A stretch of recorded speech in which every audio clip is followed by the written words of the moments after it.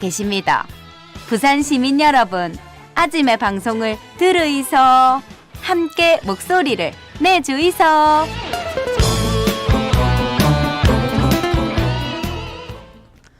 우리나라 사람들이 느끼는 외로움이 심각한 수준인 것 같습니다. 한 조사기관의 발표에 따르면 한국 성인의 87.7%가 사회 전반적으로 외로움을 느끼는 사람이 많다. 요래 답했답니다. 명절이 지나가고 모였던 가족들이 자신의 자리로 복귀하면서 가족들과 단절되고 고립돼서 홀로 쓸쓸히 사망하는 경우도 많다는데 고독사라 하지. 요새 고독사가 사회 문제로 떠오르고 있는데 오늘은 고독사의 현황과 해결책에 대해서 자세히 알아보겠습니다. 예, 영파의료재단의 김종천 이사장 스튜디오 함께합니다. 어서 오십시오, 이사장님. 네, 안녕하세요. 예, 노인 문제를 계속해서 지적해주고 계시는데 오늘은 이제 고독사입니다. 네. 참 심각한 문제인데 그 고독사가 뭐 이렇게 정확하게 의미를 뭐라고 생각하면 좋을지요? 네, 세 가지 차원의 네. 중요한 포인트가 있는데요. 우선 주위와 단절된 채라는 조건이 있고요. 그 단절된 채 자살 혹은 병사 등으로 혼자 임종하는 상황을 이야기합니다.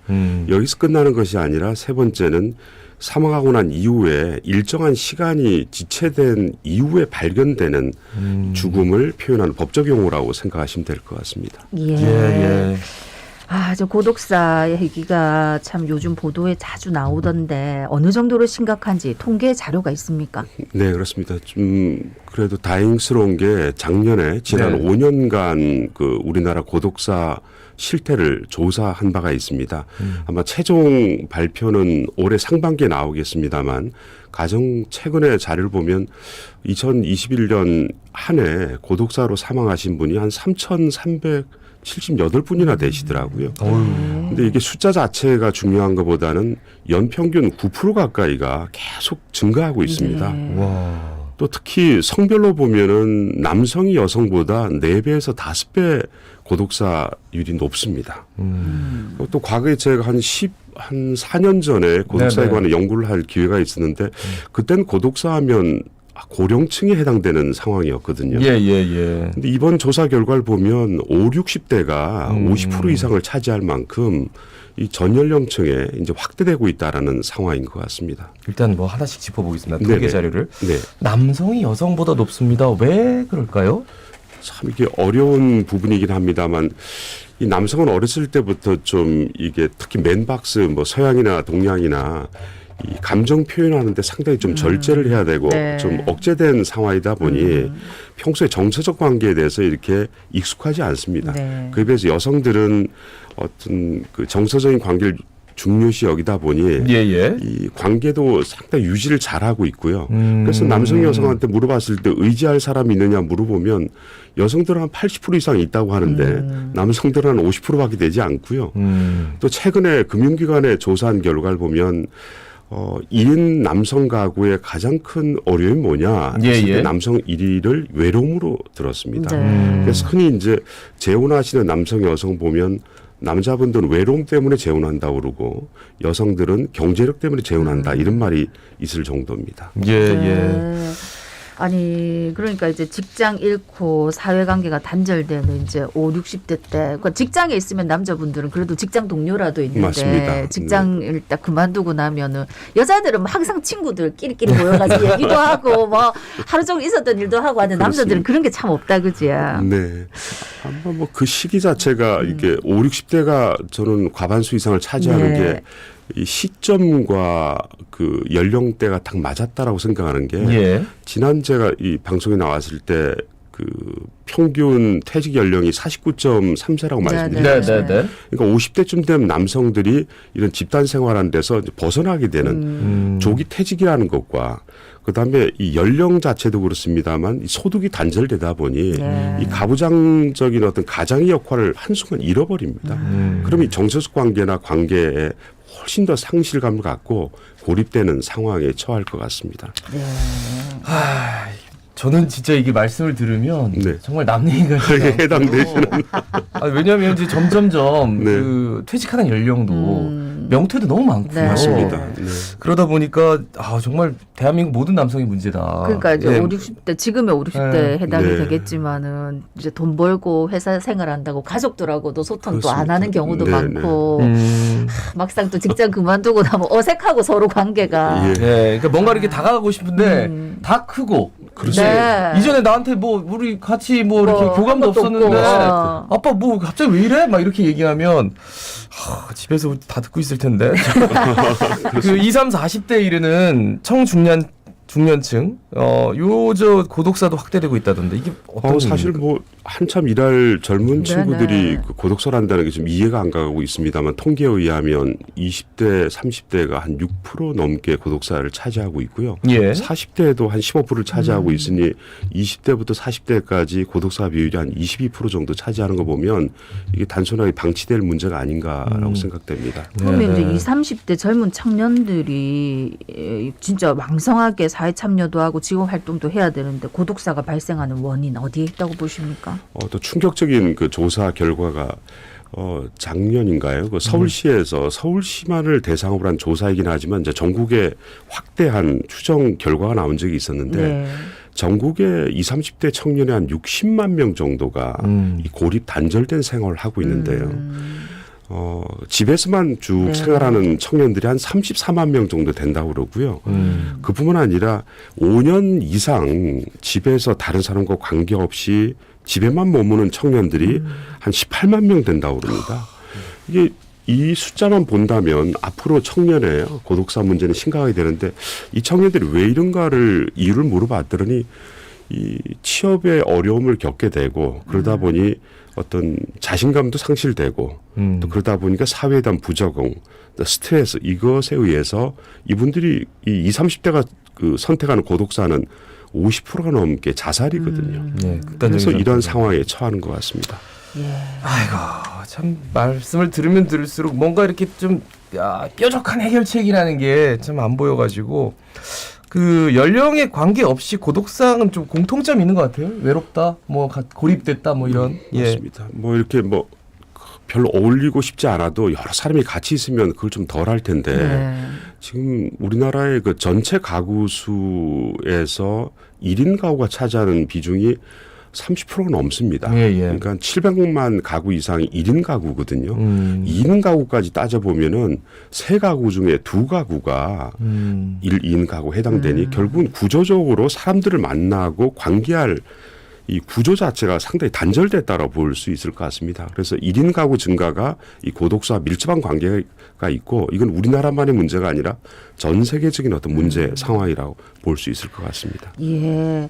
1인 가구가 증가하면서 또 고독사가 급증한다. 이제 고독사는 사실 이제 아까 앞서서 얘기했지만 어떤 특정한 연령층이 아니고 이제 전 연령층에서 발생되는 문제다. 하지만 그래도 연령층에 따라서 상황은 조금 다르지요? 네, 좀 많이 다르다 할 수 있는데 이제 한번 세 종류로 분류할 수 있을 건데 고령층의 기존에 우리가 고독사를 봤을 때는 이분들이 이제 노령화로 인해서 발생되는 만성 질환 또 그 연령대 되면 사별 배우자의 어떤 사망 네네네. 여기서 결국은 두 가지에서 가장 심각한 문제를 겪게 되고 여기 아프고, 덧붙이고서 이제 경제적인 어려움 때문에 질병으로 돌아가시는 경우가 많거든요. 네네. 이분들이 어떤 극단적인 자살을 선택하는 경우 비중이 훨씬 낮습니다.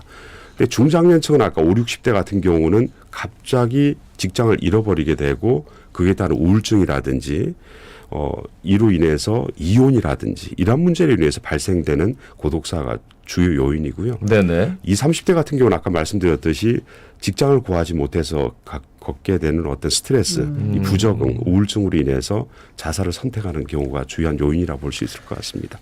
예, 연령대별로 충분히 공감이 되네요. 그러시죠. 예. 우리 늘 참 이런 어려움에 늘 직면할 수 있는 거예요. 그죠? 맞습니다. 그 외국 경우에 고독사가 우리만큼 좀 문제가 되고 있다고 말씀하셨는데 그것도 좀 짚어주세요. 예, 뭐 저희보다 앞선 선진국들은 이미 겪고 있는데요. 그 일본 같은 경우는 이미 한 10년 전부터 이 고독사 문제를 지금 심각하게 받아들여서 네네. 많은 노력을 하고 있는데 10년 지난 지금조차 일본조차도 뭐 특별한 실마리를 못 찾고 있습니다. 처음에는 뭐 고독사 문제로만 끝난 줄 알았는데 요즘에는 동거 고독사라는 또 용어가 나올 만큼 이 고독사 유형도 다양하게 번져나가고 있는 것 같습니다. 동거 고독사라는 게 뭡니까? 동거를 하고 있는데도 고독하게 사망한다는 뜻인데 두 가지 유형을 보이실 수 있는데 자녀분들하고 같이 살고는 있지만 일주일이고 며칠 지나도 그 부모의 방을 문을 두드리지 않고 있으니까 언제 돌아가신지 모르는 상태에서 돌아가시는 겁니다. 심각하네요. 예, 두 번째 상황은 지난 출연 때 말씀드린 노노간병 때 네네. 노인 배우자가 아픈 배우자를 간병하고 있었는데 누워있는 아픈 사람이 먼저 죽는 것이 아니라 간병하는 배우자가 먼저 사망해버리면 누워있는 환자도 보살피를 못 받다 보니까 며칠 이후에 돌아가셔서 발견되는 이런 동반 동거 고독사 문제가 심각하게 대두되고 있습니다. 네. 근데 외국 같은 경우 고독사 예방, 특히나 일본 같은 경우는 예방을 위해서 어떤 정책을 좀 하고 있는지 그것도 좀 말씀해 주시죠. 아마 오늘 말씀드리면 이 방송을 들으신 분들도 이런 것도 있구나, 우리나라도 곧 있겠구나 하시는데 2018년도 영국에는 고독사의 문제를 담당하는 장관을 임명했습니다. 예. 그 영국 같은 경우는 전체 그 인구가 한 6,600만 명 되는데 900만 명 정도가 고독사 문제를 겪고 있다고 판단했습니다. 그래서 정부가 이 고독사 문제는 일반 교통사고라든지 다른 어떤 범죄보다 더 심각한 문제니 이거는 장관을 임명해서 국가적으로 대처해 나가야 된다고 했고 2021년 일본도 고독 담당 장관을 임명해서 그 장관 산하의 30명의 전문가를 배치해서 이걸 국가적 차원에서 접근해 나가는데 그럴 수 있었던 배경은 일본 국민의 한 70% 가까이가 우리 개인의 고독사는 그냥 방치할 것이 아니라 국가가 개입해야 된다라고 상당히 필요성을 느꼈다는 데서 출발한 것 같습니다. 예. 또 다른 선진국들은 구체적으로 이제 고독사 예방을 위해서 어떤 노력을 하고 있습니까? 참 이 고독사 문제를 해결한다는 게 쉽지는 않은데 크게 두 가지로 접근할 수 있을 것 같은데 기존에 우리나라도 하고 있는 방법이 혼자 사시는 노인분들에게 안부도 묻고 찾아가서 주민센터의 직원들이나 자원봉사 단체에서 방문해서 하는 이런 방법들이 계속 확인하는 작업이 있고요. 네. 선진국의 내용을 보면 예를 들어서 프랑스를 한번 예를 든다면 혼자 주거가 불안한 대학생들과 독거노인을 연계시켜주는 코르카시옹이라는 프로그램이 있습니다. 그래서 서로 외로운 사람끼리 엮어주는 프로그램이고요. 또 호주 같은 경우는 혼자 된 노인분들을 입양하는 이런 시스템이 있습니다. 아이만 입양하는 것이 아니라 노인도 입양을 해서 함께 살 수 있는 이것은 결국은 혼자 두지 않고 공동 주거체, 주거 공동체를 만들어서 함께함으로써 이 고독사의 문제를 해결하려고 하는 접근법을 영국, 미국, 호주, 덴마크 뭐 여러 나라에서 지금 시도하고 있습니다. 우리나라는 어떻습니까? 어떻게 대처하고 있나요, 법적으로? 다행스럽게도 2021년 4월에 이 고독사 예방법이란 법을 제정을 했습니다. 그래서 작년에도 공청회가 있고 해서 올해 상반기 때 고독사 예방 기본계획을 마련할 계획인 것 같습니다. 네네. 그럼 지난 5년에 관한 고독사 통계에 근거를 해서 각종 예방 대책이 마련되지 않을까 싶습니다. 지금 아직까지 구체적인 대책은 안 나온 그렇습니다. 거네요. 법은 마련됐는데. 지자체에서 개별 단위로 여러 노력은 하고 있습니다. 네. 뭐 저희도 이 시간에 뭐 이런 프로그램이 있다. 뭐 한번 이제 주변에 혼자 사시는 분들이 있으면은 뭐 행정복지센터 같은 데서 자주 방문도 하고 맞습니다. 한다 말씀 많이 전해드렸는데 저도 그럴 때마다 우리 주변에 혼자 사시는 분 어떤지 한번 들여다보자 하는데 그게 쉽지가 않더라고요. 그렇습니다. 저만 해도 저희 옆집에 한 분 할머니가 혼자 사시는데 그냥 저 만나면 만나지는 거지. 제가 일부러 뭐 배를 누른다든가 뭐 잘 계신지 그렇습니다. 그게 참 요즘은 쉽지가 않다. 그래도 우리가 좀 관심을 가져야 되지 않나 싶거든요. 맞습니다. 참 이게 그 장애인분들도 어려우시지만 노인분들이 더 외로운 상황이 아닌가 그런 생각을 해서 주위에 관심을 많이 가져야 될 것 같습니다. 예. 부산 시민들께 한 말씀 마지막으로 남겨주신다면요?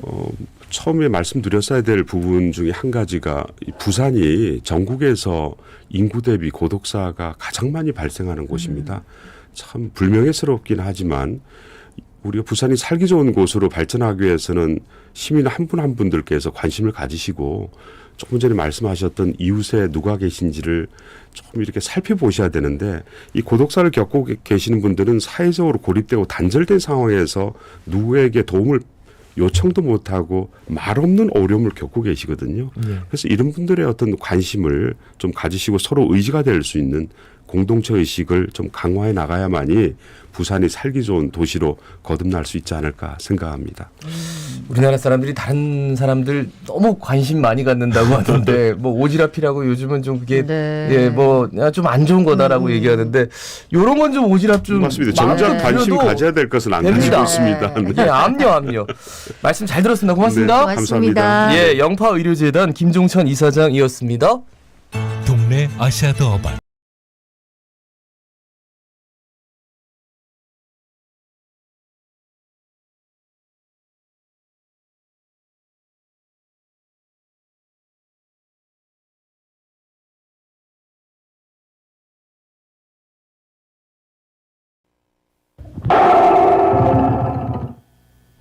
아니 이제 새해가 시작됐다 한 지가 엊그제 갔는데 벌써 2월도 오늘 2일입니다. 1월 내내 걱정만 하다가 지낸 것 같은데 또 2월에는 좋은 소식 더 많았으면 좋겠고 오늘은 또 내 주변에 혼자 사시는 것 같다 하면은 그래도 용기 내가지고 한번 인사라도 한번 건네면 어떨까 싶네. 자갈치 아줌마 18,070